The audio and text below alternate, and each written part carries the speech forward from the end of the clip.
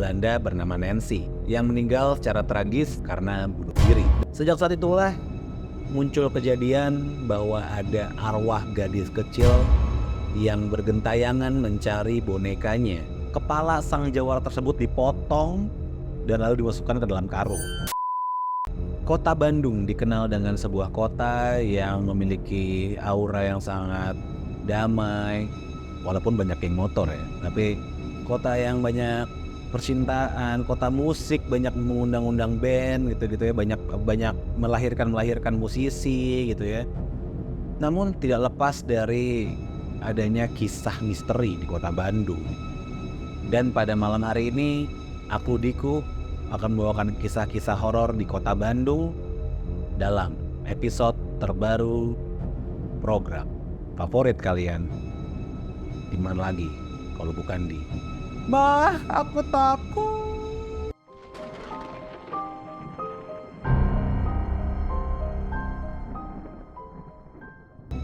5 kisah hantu legendaris di Bandung.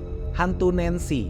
Bagi masyarakat Bandung, kisah hantu ini sudah nggak asing lagi ya di telinga masyarakat Bandung.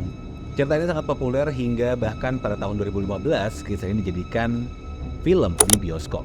Jadi cerita horor ini merupakan sebuah kisah tentang seorang noni Belanda bernama Nancy yang meninggal secara tragis karena bunuh diri. Dan bunuh dirinya itu dia lompat dari tangga aula sekolah. SMA atau sekolah yang dijadikan Nancy untuk tempat dia bunuh diri dikenal sebagai sekolah Belanda yang bernama Burgere Hogeschool. Namun saat ini sekolah tersebut sudah dijadikan sekolah menengah atas negeri oleh pemerintah kota Bandung. Konon katanya hingga saat ini sosok Nancy sering bermunculan di SMA tersebut. Di jendela yang besar yang tidak bisa tertutup, Nancy akan keluar dari jendela tersebut. Katanya seperti itu. Menurut cerita yang beredar di sekolah SMA tersebut, Nancy bisa mewujudkan sosoknya apabila kita memutari sekolah selama 3 kali pada malam hari. Lalu berikutnya ada hantu Anna. Jadi dahulu kala Bandung itu ada sebuah villa yang bernama Villa Isola. Villa mewah itu merupakan villa milik seorang miliarder. Miliarder ini bernama Dominic Willem Beretti, di mana villa ini dibangun pada tahun 1932. Yaitu sebelum kemerdekaan Indonesia ya. Dan villa ini juga dibangun oleh seorang arsitek Belanda bernama C.P. Wolf Schumacher yang juga merancang gedung Concordia atau Consordia. Apa sih bener guys? Namun naasnya pemilik villa tersebut yaitu Baretti meninggal dunia karena mengalami kecelakaan pesawat ketika ia hendak pulang ke Indonesia. Dan Baretti ini ternyata punya seorang anak perempuan yang dimana kisah sedihnya adalah anak perempuan ini menunggu Baretti pulang. Namun Baretti tidak kunjung pulang karena mengalami kecelakaan. Anna yang selalu menunggu sosok Baretti atau papanya mengalami depresi hingga ia harus melakukan bunuh diri di villa tersebut. Sosok Anna sering menampakkan dirinya, namun sosok Anna ini tidak mengganggu pengunjung villa atau gedung tersebut. Anna hanya terlihat menunggu untuk papanya pulang. Jadi hantu Anna ini hanya berdiam diri, terlihat seperti menunggu kedatangan papanya kembali ke villa tersebut. Berikutnya ada hantu boneka Siliwangi. Bagi kalian warga kota Bandung pastinya udah gak asing lagi nih mendengar boneka Siliwangi atau yang dikenal juga sebagai boneka Uci. Di Jalan Siliwangi Bandung terdapat sebuah pohon yang terkenal akan kisah hantu boneka tersebut. Konon menurut masyarakat sekitar, cerita ini bermula dari kecelakaan tragis seorang gadis yang bernama Uci yang hingga kini arwahnya masih sering muncul dan bergentayangan sambil membawa boneka di sekitaran Jalan Siliwangi. Uci meninggal karena kecelakaan lalu lintas pada tahun 1980 oleh seorang pengendara yang ugal-ugalan pada saat itu. Jadi ceritanya gini, pada saat itu keluarga Uci hendak makan malam. Setelah memakikan mobil dan hendak menyeberang ke lokasi restoran, sebuah mobil melaju begitu kencang dari arah Cimbelit hingga menyebabkan seorang gadis yang bernama Uci tertabrak hingga meninggal dunia. Menurut kabar sih, gadis kecil bernama Uci tersebut tidak meninggal di tempat guys. Namun sang Uci kecil masih sempat mendapatkan pertolongan di rumah sakit terdekat. Namun sayangnya nyawa gadis tersebut tidak dapat diselamatkan. Sebelum gadis kecil tersebut, sebelum Uci meninggal, Uci sempat berkata sesuatu ke keluarganya. Dia bertanya, boneka Uci mana? Katanya seperti itu. Setelah mendengarkan pertanyaan tersebut, banyak warga yang ikut mencari di mana boneka Uci itu berada. Katanya boneka tersebut itu memiliki rupa yang mirip dengan boneka panda. Namun hingga ajal Uci tiba, boneka tersebut tak kunjung ditemui.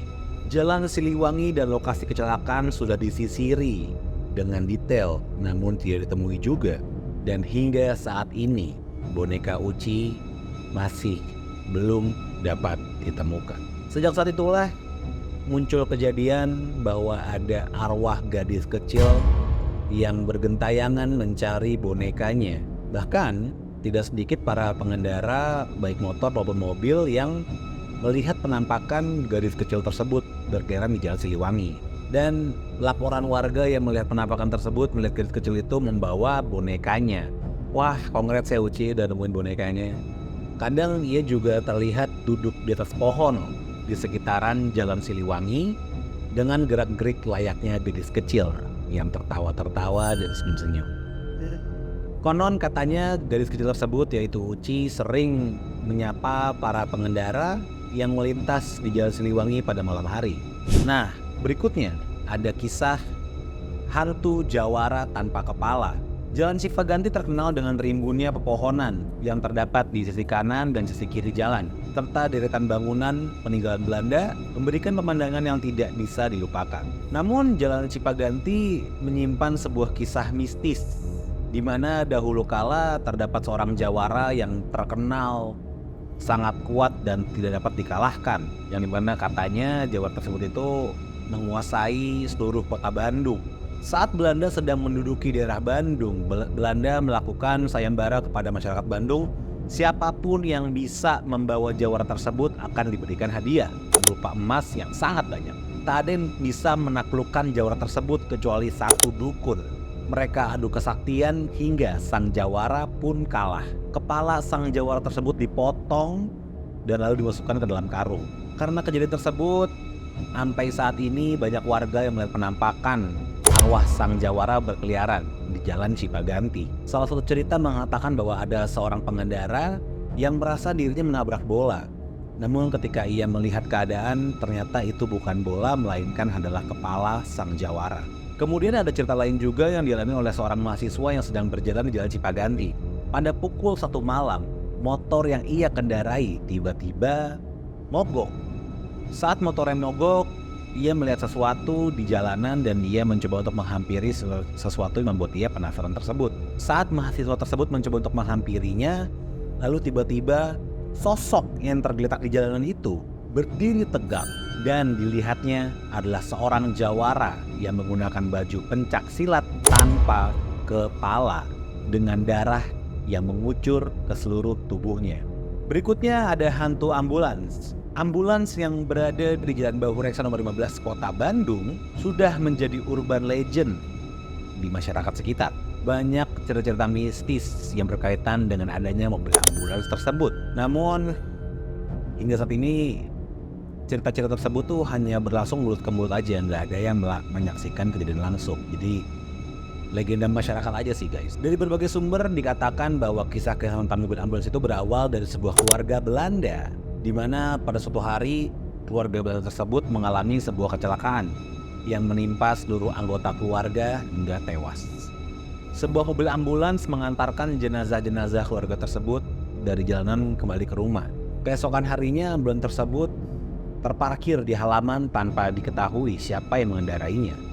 Berkali-kali ambulans tersebut dikembalikan ke rumah sakit. Ambulans tersebut akan terus kembali ke rumah keluarga Belanda tersebut. Belakangan ini rumah itu disewa oleh beberapa pemuda yang ingin membuka sebuah bistro dengan sengaja memejengkan ambulans tersebut di depan rumahnya. Karena melakukan keputusan tersebut, mereka mendapatkan pengunjung yang sangat banyak, antusias sangat besar dari warga kota Bandung karena penasaran ingin melihat ambulans tersebut. Namun katanya saat ini ambulans tersebut sudah dikembalikan atas perintah anak dari seorang pemilik rumah tersebut guys. Anehnya, ketika ambulan tersebut dipindahkan keluar dari kota Bandung, ambulan tersebut tidak kembali ke rumah di Jalan Bahu Reksa nomor 15 kota Bandung. Wah, gimana guys menurut kalian kisah-kisah horor dari kota kembang? Kalau kalian memiliki kisah-kisah horor yang ada di kota-kota kalian, boleh langsung kirim aja ke email kita di sini. Atau langsung komen aja di kolom komentar video ini kisah horor apa yang bisa kita bacakan di episode berikutnya. Jangan lupa untuk saksikan terus Mahakot upload setiap hari Kamis di YouTube channelnya Studio Kecil TV. Jangan lupa untuk like, komen, dan subscribe Studio Kecil TV. Sampai jumpa di Mahakot berikutnya bersama gue Diku. Bye-bye. Lana, jangan pakai L. Nanti Lana.